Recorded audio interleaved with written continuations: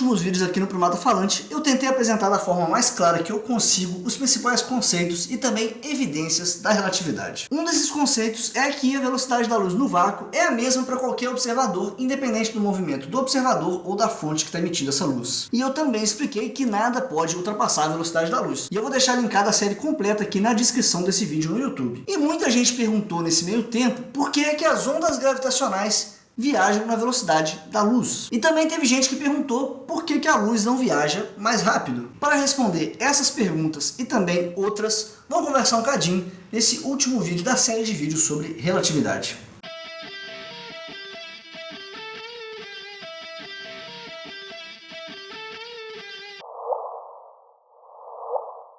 Antes de mais nada, no domingo passado, eu apresentei junto com o Davi Calazans do canal Ponto em Comum o paradoxo dos gêmeos. E eu expliquei por que ele é apenas um paradoxo aparente. Você deve assistir esse vídeo, vai estar linkado aqui para você ir lá conferir. Lá eu expliquei o seguinte: se dois gêmeos estão aqui na Terra, um deles viaja numa nave próxima da velocidade da luz até uma certa estrela e volta, o gêmeo que está aqui na Terra enxerga o tempo passando mais devagar para o gêmeo que está na nave. Mas o gêmeo que está na nave enxerga o tempo passando mais devagar para o gêmeo que está na Terra. O Davi Calazans apresentou com mais detalhes o paradoxo, você pode assistir depois desse vídeo aqui. A questão é a seguinte: em algum momento você precisa trazer os dois gêmeos para o mesmo lugar e comparar para ver quem está mais velho. E é graças a isso que você conclui que o gêmeo da Terra fica mais velho. Porque para você trazer o gêmeo que estava na nave de volta para a Terra, ele deixou de ser um referencial inercial. E aí você tem as contas da relatividade geral que vão mostrar para você que o tempo passou mais devagar na nave do que na Terra. A pergunta que ficou para eu responder nesse vídeo é a seguinte: se o gêmeo voltar à Terra, então o gêmeo da nave é o mais novo. Agora, e se o gêmeo da nave não voltar para a Terra? E se ele continuar viajando na velocidade próxima da luz? Quem está certo agora? Qual dos dois vai ser o mais velho? Porque o gêmeo que está na Terra vai observar a nave viajando próximo da velocidade da luz. Então ele vai concluir que o irmão dentro da nave está envelhecendo mais devagar. Agora, o gêmeo que está dentro da nave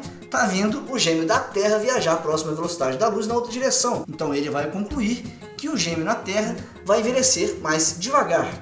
E aí, como é que a gente resolve esse problema? Aqui entra um conceito essencial da relatividade que eu não falei em nenhum dos vídeos da relatividade até agora, eu acho. Eu cheguei a mencionar ele num dos FAQs. Aliás, para quem não sabe, eu continuo fazendo os FAQs, são vídeos onde eu respondo os comentários dos vídeos do Primata Falante, só que eu estou postando eles no meu segundo canal. O link para o segundo canal está na descrição. Esse conceito essencial é o tempo próprio. Aquela relação que eu apresentei no vídeo como Einstein mudou a história, na hora de ser aplicada, ela leva em consideração quem é o tempo próprio naquela situação que você está analisando. Você não pode simplesmente escolher arbitrariamente onde o tempo vai passar mais devagar. E isso é importante pelo seguinte: se eu estou no carro e eu passo por você e você está sentado num banco, eu vou dizer que você está se movimentando e você vai dizer que eu estou me movimentando. Então a gente vai discordar de quem é que está em movimento. Agora, se dentro do carro eu der 2 toques no painel do carro, nós dois vamos concordar em qual dos dois referenciais as duas batidas aconteceram no mesmo lugar. Para mim, dentro do carro, eu vou dizer que as duas batidas aconteceram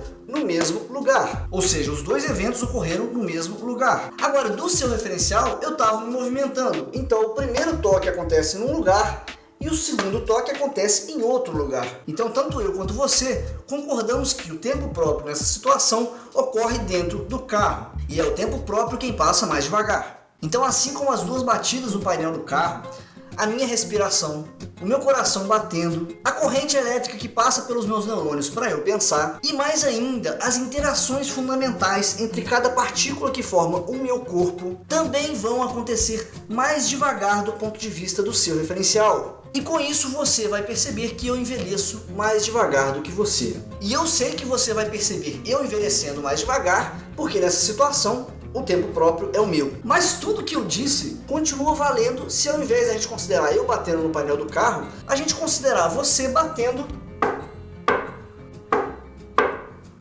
no banco. Agora o tempo próprio é o tempo no seu referencial. Logo, o seu envelhecimento também acontece no tempo próprio. Logo, do meu ponto de vista, é você quem vai envelhecer mais devagar. Peraí, então eu não estou resolvendo o problema, né? Eu estou reafirmando que existe um paradoxo aqui. Não, a questão aqui é o que eu já falei no vídeo sobre a relatividade da simultaneidade. Dois observadores em movimento em relação um ao outro nunca concordam se dois eventos são simultâneos ou não. Agora, depois de toda essa série de vídeos sobre relatividade, eu espero que seja menos desconfortável para você essa ideia de que o tempo não é uma grandeza universal e absoluta. A grande dificuldade para o nosso cérebro compreender essa questão é porque a gente lida com o universo através de uma noção aparentemente universal de tempo. Mas o que é universal de fato nesse nosso universo não é o tempo, e sim a causalidade. E essa é a resposta para por que é que a luz não viaja mais rápido que isso, por que é que as ondas gravitacionais se propagam na velocidade da luz, e especialmente para a gente entender por que é que espaço e tempo são relativos. Para entender isso, vamos considerar uma situação hipotética aqui. Você vê uma pessoa dando um tiro. Depois você vê a bala que saiu desse revólver acertando uma outra pessoa. Temos um crime, certo? Mas agora, se dois observadores podem discordar da simultaneidade e da ordem de dois eventos, isso não abre uma brecha gigantesca, jurídica mesmo nesse caso? Por exemplo, eu estou me movendo em relação à pessoa que está com um revólver, assim como a pessoa que foi atingida também estava se movendo, e eu vejo primeiro a bala atingindo a pessoa e depois o tiro sendo dado. E agora? Agora não tem crime nenhum, certo? A bala não pode ter ferido a pessoa antes de ter sido dado o tiro. Isso não é um problemaço nessa teoria? Ou melhor, um problemaço para a nossa sociedade, para as nossas noções sobre tudo.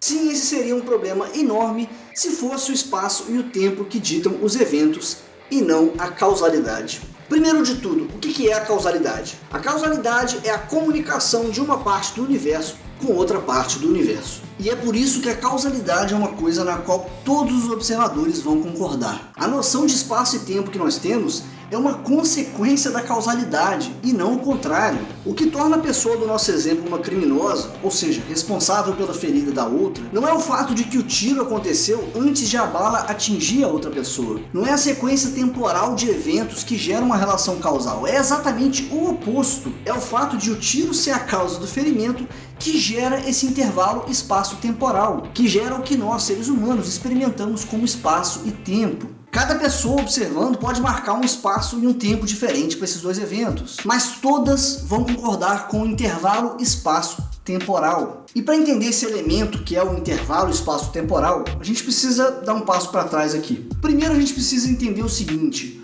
o universo não depende de nós. Eu sei, pode ser triste, todo mundo quer ser especial, mas o fato é que o universo não trata ninguém diferente. Isso inclui não só pessoas, mas também quaisquer referenciais que você escolher nesse universo afora. O universo existe independente dos nossos relógios, das nossas regras, dos nossos sentimentos, das nossas preferências políticas, religiosas ou musicais. O universo não está nem aí para quanto tempo a gente acha que está passando ou qual o comprimento que a gente está medindo para um objeto. Não, o universo não tem réguas e relógios. Isso são coisas que nós usamos para entender ele, mas ele mesmo existe independente disso tudo. E nesse universo existem coisas e objetos que interagem entre si de acordo com as propriedades de cada um. Alguns interagem entre si, outros não. Alguns se juntam, outros se desfazem e se transformam em outra coisa. Enfim, esse universo tem uma certa estrutura que permite certas interações, e as coisas que existem dentro desse universo vão interagir de acordo com essa estrutura. Então essas interações e possibilidades e propriedades é que são uma coisa objetiva na natureza, que não dependem da nossa subjetividade em nenhum sentido. Para compreender essa estrutura do universo, entender como é que ele funciona, a chave aqui não é o tempo, que passa diferente para cada observador, e nem o espaço, que também é medido de forma diferente para cada observador. A chave para entender esse universo são essas interações e como elas podem acontecer. Essas interações são comunicadas através desse universo quadridimensional. Como eu já falei em outros vídeos aí, nosso universo tem 4 dimensões, que nós vemos como 3 espaciais e uma temporal. Então essa comunicação da interação, na verdade, é uma informação sendo transmitida em um espaço de 4 dimensões. Por exemplo, quando você vai no supermercado fazer compras, você anda um certo espaço em 3 dimensões e você marca um certo tempo. E você não consegue, independente do que você faça, se isolar de uma dessas 4 dimensões. E isso não é à toa, é porque você vive num universo que é quadridimensional. As sinapses do seu cérebro, a respiração das suas células, as partículas do seu corpo, tudo isso que você chama de eu, são objetos físicos interagindo num espaço-tempo quadridimensional. Isso que nós chamamos de velocidade, um carro percorrendo tanta distância em tanto tempo, isso não é nada mais do que um deslocamento em 4 dimensões. Então, quando a gente fala de velocidade da luz, a gente precisa entender que velocidade é a forma como o nosso cérebro interpreta alguma coisa se movendo através desse nosso universo de 4 dimensões. E cada vez que essas coisas encontram outras coisas no caminho, nós temos uma interação. O que vai resultar dessa interação? Depende das propriedades e características dessas coisas que estão interagindo. Se é a minha mão se deslocando e ela encontra a minha outra mão, elas provocam uma perturbação no ar, que é o que a gente chama de som, e uma empurra a outra na direção oposta, por causa de interações mais fundamentais que a gente tem aqui acontecendo. O importante aqui é que todas essas interações acontecem em uma velocidade que é universal, que é a velocidade da causalidade. A causalidade existe porque existem coisas interagindo no universo. E nós temos um objeto matemático que é o intervalo espaço-temporal, que todos os observadores medem e percebem da mesma forma, que calcula como acontecem esses deslocamentos. E dentro desse elemento matemático, nós temos a velocidade da causalidade. E adivinha, a velocidade da causalidade é também a velocidade da luz. Só que ela é muito mais do que isso. Ela é a velocidade com que qualquer objeto sem massa pode viajar dentro do universo. Por que sem massa? Porque massa é resistência ao movimento. Um objeto sem massa não oferece nenhuma resistência ao movimento. Então ele vai se mover na maior velocidade que for possível se mover. E é por isso que ondas gravitacionais também se propagam na velocidade da luz. Porque a velocidade da luz não é sobre a luz. Ela é essencialmente sobre a causalidade.